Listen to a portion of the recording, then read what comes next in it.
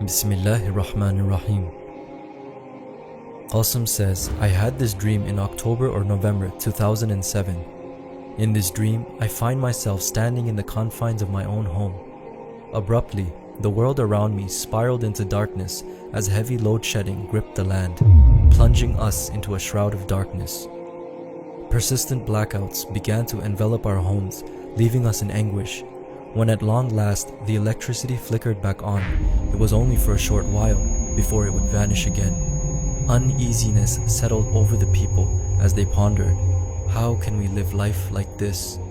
Then we discover that the electric generator units were broken.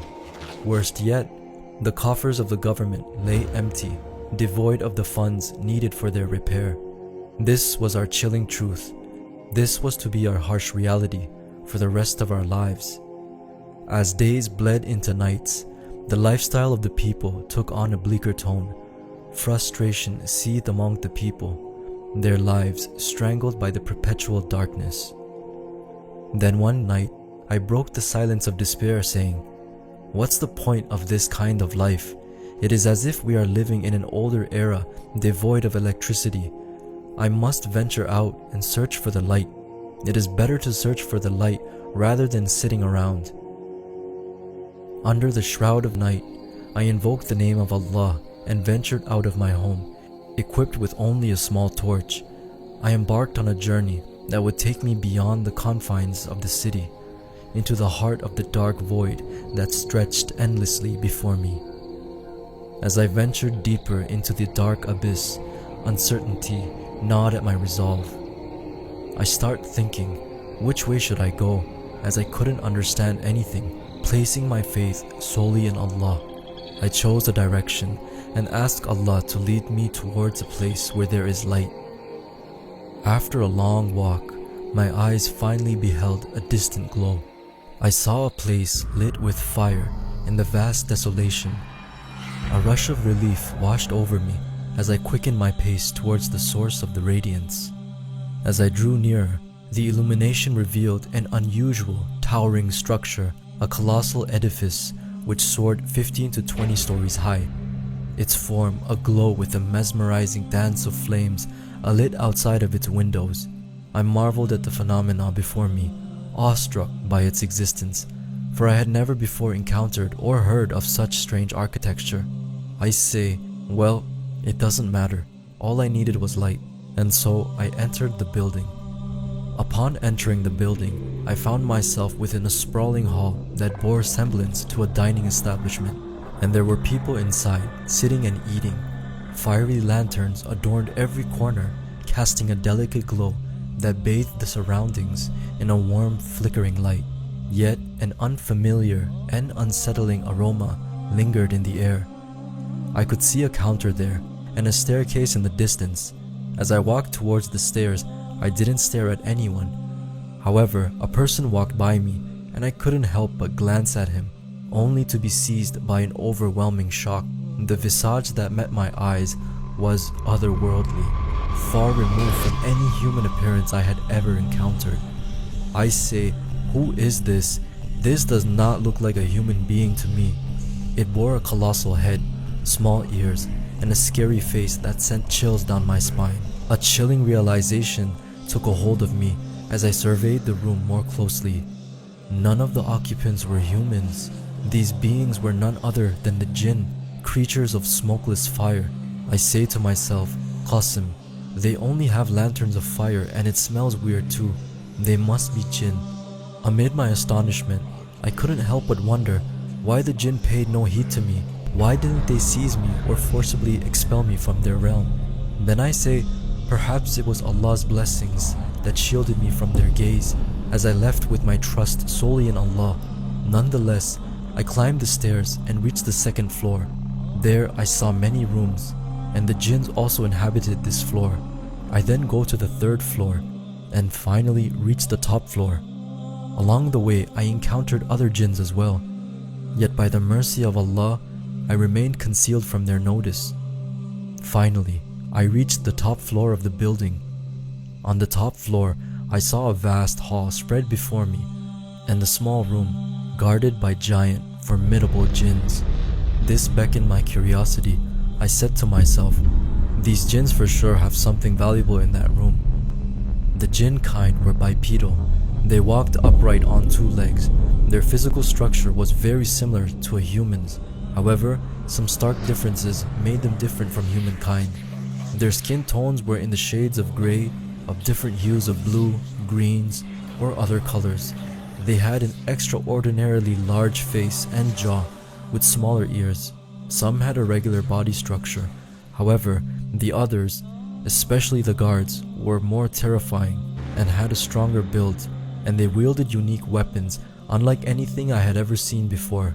Perhaps these were the elites or the ifrits guarding the ring, but Allah knows best. I approached the room and slowly and cautiously opened the door and snuck inside. The interior of the room bathed in a soft glow of the lanterns. Inside the room, atop a table, rested a small box, its contents a mystery yet to be uncovered. I grasped the box and carefully exited that room and started to swiftly head back. As I crossed the threshold and left the building, a wave of happiness washed over me. The mercy of Allah had shielded me from the gaze of the jinn. Otherwise, the jinn would not have spared me. I tell myself that, at the very least, I have found something. Once again, I invoke the name of Allah to lead me to an even better place than before. I ask, O Allah, this time take me to an even better place than this. After a lengthy journey, I see in the distance an area illuminated by a brilliant, pristine light. Its radiance looked very bright to me. I hastened towards this breathtaking spectacle. Drawing near, my eyes beheld a grand building filled with light. I marveled at the majesty before me, my heart swelling with gratitude for Allah's benevolence. It was a place beyond imagination, a sanctuary of light and beauty. I say, Allah has truly heard my prayers and led me to a place beyond my imagination. Filled with anticipation, I confidently think to myself, no one will be able to see me within this building, and surely there must be a treasure on the top floor that I can take with me and leave this place. With these comforting thoughts, I enter the building. As I entered the building, an overwhelming sense of awe overcame me. The grandeur of the place was nothing short of immaculate, a testament to the impeccable craftsmanship and artistic detail that adorned every corner. It was a marvelous, beautiful place that touched my heart, adorned with decorations everywhere. In the distance, I spotted an elevator, and on my left-hand side, I saw a counter. I say, no one will be able to see me here, and I hastened towards the elevator, but someone from behind called me. They announced, Qasim, wait a moment. My steps stopped. I became shocked and froze on the spot.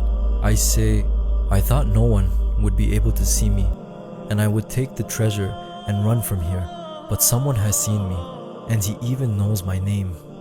I had believed I would remain invisible, yet here was someone who not only saw me, but he knew my name. Doubt and fear clawed at my resolve as I stood there frozen in the face of this unexpected revelation, uncertain of the nature of the entity that called me. In that moment of uncertainty and fear, I turned around to face a presence that left me astonished. Before me stood Prophet Sulaiman alayhi salam, standing by the counter. I look at Sulaiman alayhi salam and become shocked, thinking, what is Sulaiman alayhi salam doing here? Sulaiman alayhi salam asked me to come closer. He was wearing beautiful garments of unparalleled purity and flawlessness. When I gazed upon his face, his appearance left me mesmerized. I couldn't fathom that a being could possess such breathtaking beauty. My gaze was drawn to his face, and there it remained, frozen in admiration of Allah's creation. Every aspect of him was perfect, from his features to his chromacity, and his dark graceful hair, which appeared as if water would flow from it. His eyes held a depth that seemed to contain the entire world's pure waters. Sulaiman alayhi salam inquired about the box I held, saying, Qasim, where did you get that box from? As he spoke, I witnessed roses, pearls, and other flower petals coming out of his mouth. I shared the tale of my journey. I tell him this box was in a building that was lit by fire, and I felt as if the jinns lived there. Sulaiman alayhi salam asked me in a shocking tone, "Did the jinns not see you?" I say, "No, they did not see me," and I was surprised too, but Allah protected me by His mercy. Sulaiman alayhi salam affirmed, "No doubt Allah is the best of protector." I kept gazing upon Sulaiman alayhi salam and reflecting about Allah's creation. I thought that Allah subhanahu wa ta'ala created the heavens and the earth in 6 days and 6 nights. Sulaiman alayhi salam must have been created in a century. Allah subhanahu wa ta'ala made everything in Sulaiman alayhi salam perfect, with no flaws left in him. I contemplated that all of Allah's prophets are pure, and if Prophet Sulaiman alayhi salam's beauty was this beautiful, then imagine what must the beauty of Prophet Muhammad sallallahu alayhi wasallam be like. Sulaiman alayhi salam then says to me, "Qasim, within that box is a ring. You may keep the ring, but give me the box. It is useless for you, and I shall return it back from where you got it. Those jinns dwelling there are extremely malevolent, and if they discover that the box is missing, they will pursue you relentlessly, and if you do not return this ring and box to them, they will not leave you alone." Concerned, I say to Prophet Sulaiman alayhi salam, "What if the jinns open the box and find out the ring is missing?" Sulaiman alayhi salam assures me, "No, those jinns won't open the box until Judgment Day, and this ring will stay with you." With a sense of relief, I agreed, "Very well, if you deem it reasonable." Sulaiman alayhi salam says, "Now I'm going to return this box," and instructs me, "Qasim, do one thing, come back tomorrow morning and I will show you how to use this ring." I said with anticipation, "Alright, I will come to you in the morning." As Sulaiman alayhi salam departed, I was left there contemplating about him holding on to the ring he entrusted me with. I say, "No doubt all of Allah's prophets are pure." My heart fills with joy after meeting Sulaiman alayhi salam. Instead of going to the top of the building, I head on home. On the way back, I leave signs on the path to the building, so I remember the way when I visit again tomorrow. The ring Prophet Sulaiman alayhi salam gave me was large in size, and it appeared to be golden in color. The head of the ring contained a very large shiny red diamond with no inscriptions written on it, and Allah knows best. Upon returning home, a sense of shame took over me. How could I have met Prophet Sulaiman alayhi salam in such old attire? Determined to make amends, I carefully selected new clothes, anticipating my meeting with the noble Prophet in the morning.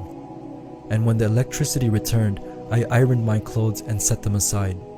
As dawn broke, I showered, donned my fresh garments, and ventured out with eagerness, my heart set on meeting Sulaiman alayhi salam once more. Upon arriving at the building, I headed straight for the counter, but Sulaiman alayhi salam was nowhere to be found. A concern crept over me as I realized that he had instructed me to come in the morning for guidance on using the ring, yet he was absent. However, an unfamiliar man was present there. He inquired, "Excuse me, who are you and who are you searching for?" I explained that Sulaiman alayhi salam had instructed me to come today and I was waiting for him. The man asked, "Is your name Qasim?" I said, "Yes, my name is Qasim." The man says, "Wait, Sulaiman alayhi salam left you a letter. He had to do some urgent work and told me when Qasim comes, give this letter to him." I open the letter. I see the instructions on how to use the ring. I come out of that building and slowly read what Prophet Sulaiman alayhi salam had written. In the letter, Sulaiman alayhi salam had also left detailed instructions on how to control the winds. A sense of happiness welled up within me as I read.